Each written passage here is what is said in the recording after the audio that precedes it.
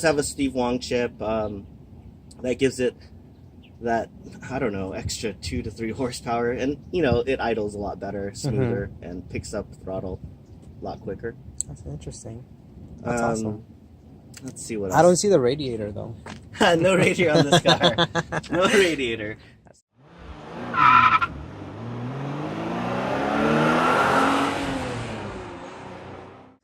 All right, welcome back to Automotive Anatomy. Today I'm with Mr. Jared. Mr. Jared, thank you so much for making time for us this weekend. Sure. So, man, tell us, what do you drive? This is my 1989 Porsche 911 Carrera 4. 911 Carrera 4. Okay. Yes, sir. Wow. So, how did you end up with this car, and how long have you owned it?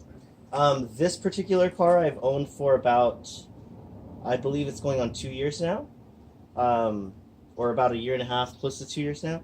I found it on a message forum run list, and it was a car that was started as a build, and I took over the build. This car was owned by, obviously, a Porsche enthusiast, and this originally came as a black and tan stock form 964, and they ended up painting it this Porsche gray black color. More modern color, came off a 997 GT3 RS. And the previous owner ended up going through the car, taking rust out, doing suspension upgrades. The best part of this car is it's a 25-year-old plus car that the suspension has gone through. So bushings get old, they crack, tie rods, transmission mounts have been replaced to a more race feel, if you might want to say. But that was definitely a plus with this car, getting it clean with the paint job already done and with the suspension done. What I did was I went through it and I changed the motor. Had a broken head stud when I got it. I had to rebuild it from top to bottom, which is a headache. And then I added my touches on the car that gave it a little bit more of what I'm used to, which I have a Honda background. Okay. So from the front of the car, the headlights have been changed out. As you can see, they're more of a Singer style headlight, but I didn't appreciate how much of the projectors showed, so I ended up changing it to an OEM lens, which is a Bosch H4 lens, which are fluted, so they look OEM, but if you glance a little closer, they're projector headlights. They're retrofitted. Like I said, the paint job is done already prior to when I purchased the car, and I had it corrected by a good friend of mine in the Honda industry, MTK Commander, who did a paint correction and ceramic job on the car, so it gives us that nice pop on the vehicle. More modern touches were these aero mirrors. If you're familiar with Porsches, they come usually with flag mirrors, which are more square. These are more that teardrop, more aerodynamic look. So I did that upgrade on that. Towards the back end, there's a Ren Speed ducktail that gives that more, I guess you could say it's a retro look. You can't, they're really popular with the long hood Porsches, 73 RSs, but I ended up going with that lightweight ducktail just to give it that extra lightweightness, I guess you can say. It makes it very aggressive looking. Yeah, I like definitely. But smooth at the same time. I mean, For sure. So this is a stock 3.6 that came with the car. It's rebuilt from top to bottom, OEM spec. You can see that jumps out at you is that carbon fiber piece, which is a heater bypass duct. It gives it that more clean look, but it also eliminates your heater. But this is California, so you don't need it. That speed hold plate right here is by Sleeper's Speed Shop. That plate kind of blocks off the excess wiring that no one really wants to see in the engine bay, so it gives that more tidiness look in there. But the motor is pretty much stock, except for basic bolt-ons. I did a Billy Boat header setup and a Billy Boat exhaust setup. Nothing fancy. It's just a little bit throatier. It ended up deleting the cat, so it's catless. And then I modded the airbox with just punching holes through the airbox just so it could breathe a little better. Very scientific. Yeah, it's pretty DIY. Just punch holes in it, and it just breathes a lot better throughout the car. The car does have a Steve Wong chip that gives it that, I don't know, extra 2 to 3 horsepower, and it idles a lot better, smoother, and picks up throttle a lot quicker. That's interesting. That's awesome. Let's see what else. I don't see the radiator though. No radiator on this car. No radiator. That's so awesome. One of the drawbacks, I think, with California driving, with these air-cooled cars, is sitting in traffic. So, I'm just a little more careful and cautious of sitting in traffic for that long. This car doesn't have a radiator, which so you watch the temperature go up and make sure that it's safe to keep driving, because if not, I'll pull over and set it. Yeah, let definitely. it cool down. So that's one thing that I have to kind of watch out for, especially on the 91, which is rough. Yeah.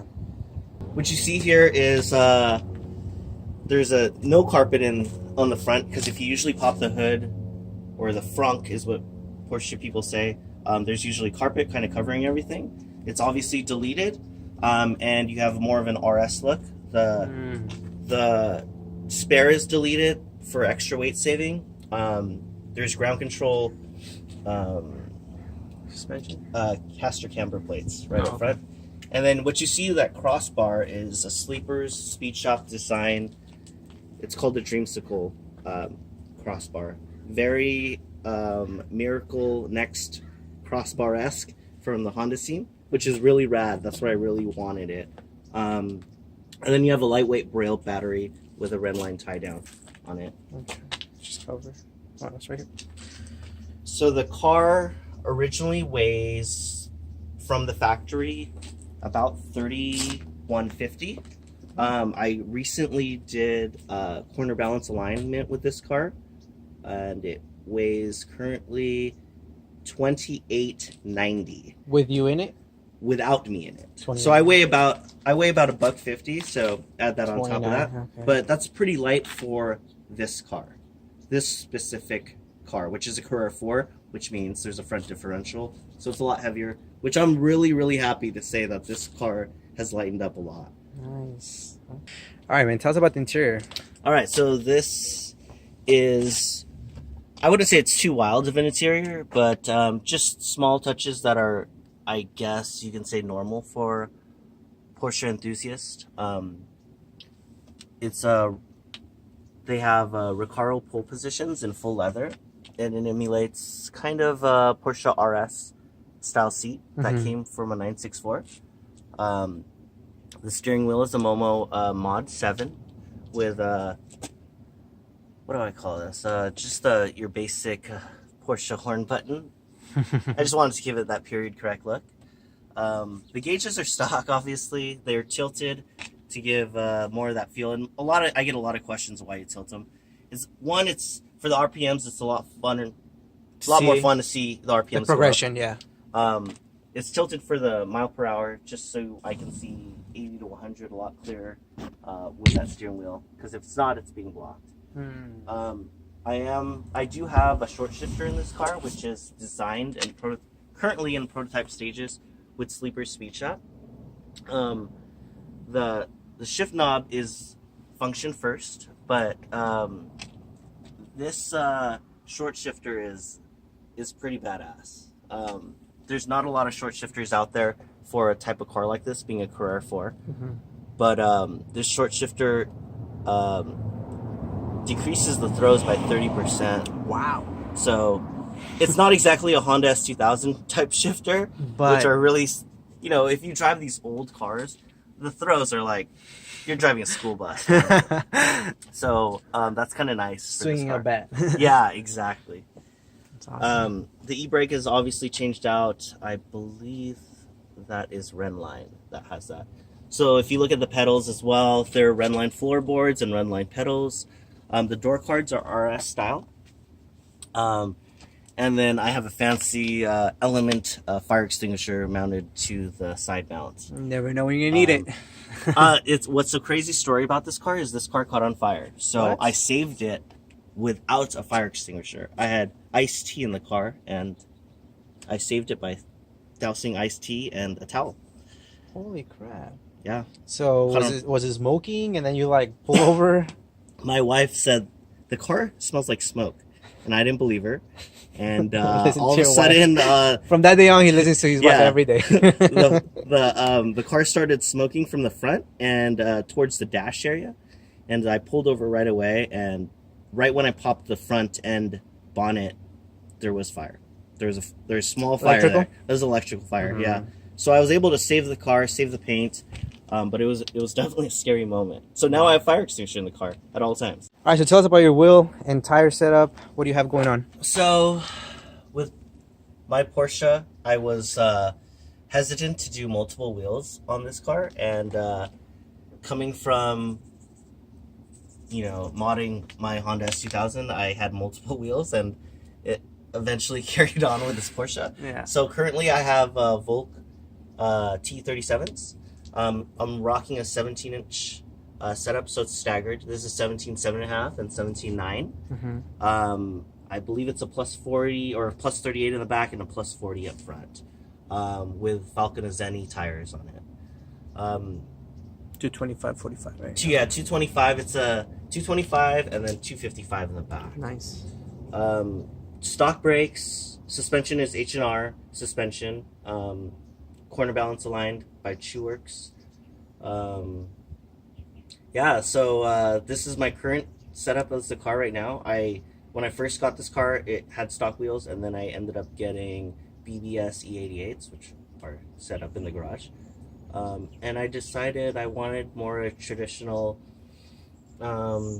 Japanese feel on this European car. So, tell us about your future plans. Just pretty much to maintain the maintenance of the car. I want to enjoy it as much as I can. The goal is to make it as light as possible. How do you plan to achieve that then? Going on a Subway diet. I don't know.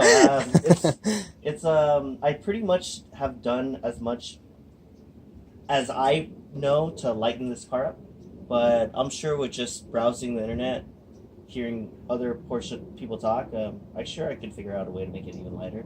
But all in all, I just want to enjoy the car. I want to bring it out, display it as much as I can. There's a lot of purist Porsche people that aren't very happy with how I set up the car, and that's fine. Everyone has an opinion.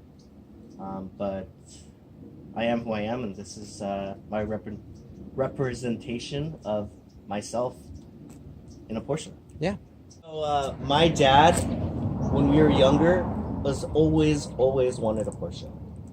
We never had any money to do it. My dad was a hardworking older gentleman, did 2 jobs to keep us afloat, and it was his dream to always get a Porsche. And he's kind of convinced me to just kind of go into that direction, and I'm happy I did. And this is more of a, kind of a tribute to my dad growing up, and to me, that we can achieve what we have. Right. Jared, thank you so much for making time for us. Absolutely. I really appreciate it. Taking time away from your weekend. But can't wait to see what's next for this car. You're obviously going to change your wheels at one point. Lighter, whatever comes up, and then with the other projects that you have, hopefully they come through. So thank you so much for your time. I truly appreciate it. And best of luck in anything you do, man. Thank you.